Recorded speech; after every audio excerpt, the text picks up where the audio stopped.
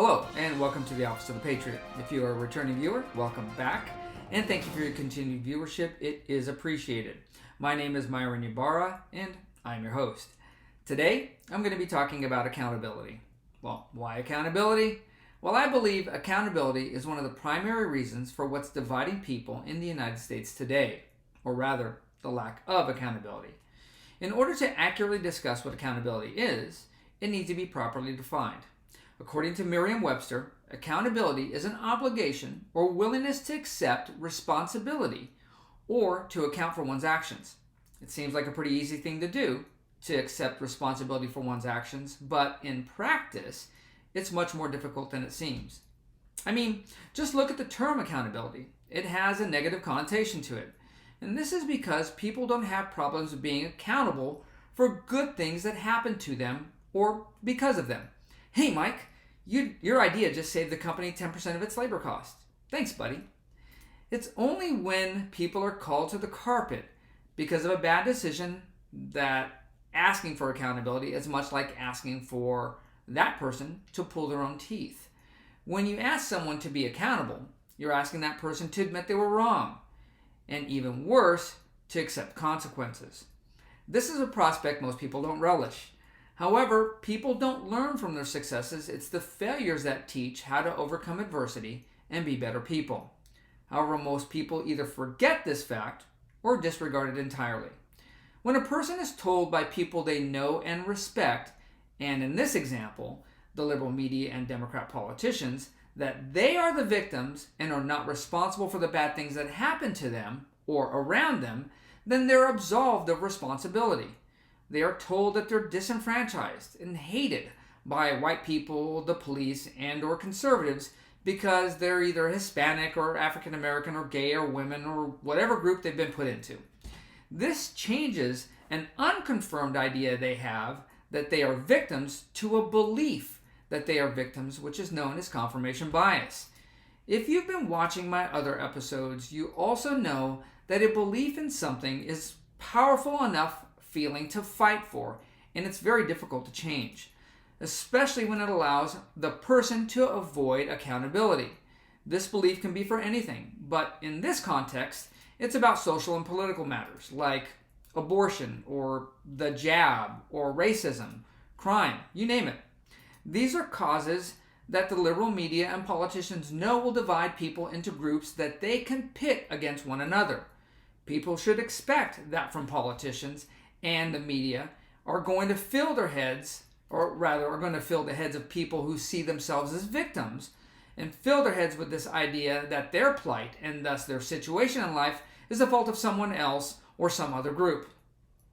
And because nobody wants to admit that their decisions are the reasons for their lot in life, people of all races and creeds and nationalities accept that the narrative that white people or the police or conservatives are evil racists and that everything bad that's befallen them is a fault of this group or that group of people. But in reality, it's nothing more than not accepting accountability.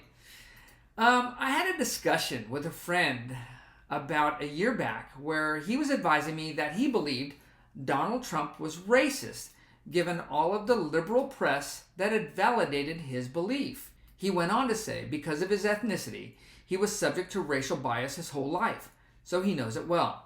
At one point, he even claimed that a person we both know had mistaken him for a common criminal while he was walking down the street in a hoodie because of his race, because she took steps to protect herself from him while they passed each other until she recognized him.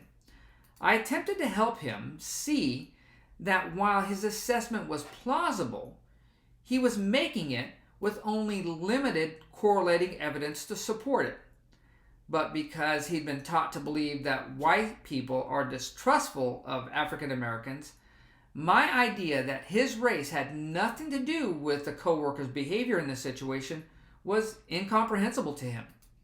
That was his belief, and nothing I said would have him reevaluate his position to determine if any of his behaviors may have led her to behave the way she did, or maybe he misinterpreted her behavior entirely. If you've watched some of my other videos, You know, I have a habit of trying to scale things down into small scenarios, especially when talking about macro events or concepts like accountability. So, let's say you're a new employee with a large company that has about 2,000 employees total and about 5 different departments, all with a host of offices and supervisors. You're a hard worker, very conscientious, and you take your work responsibilities seriously. You get placed into one of the 5 offices and you're introduced to a number of different people by your new boss. And in a few short weeks, you begin to establish work-based relationships with some of these people, but with one person in particular, because he's a hard worker like you. As a result, you spend the most time with him while at work. For what it's worth, most work relationships are established with people who have similar work ethics. You'll see people who are really hard workers and dedicated to the company. They tend to congregate together, and others who don't work as hard also congregate together. However, it's usually in areas where they can't be found. So now you have this new work friend, and both of you find that you have similar likes outside of work. And you expand the friendship to outside work activities like golf and tennis. So 2 years pass, and during this time, you establish your value to the company, much like your friend did before you. As a result of your friend's hard work, he's promoted to a new part of the company as a department head. And approximately a year after that, he approaches you and advises that there's an opening in his new office and he'd like you to apply for it. It will mean a pay raise for you as well.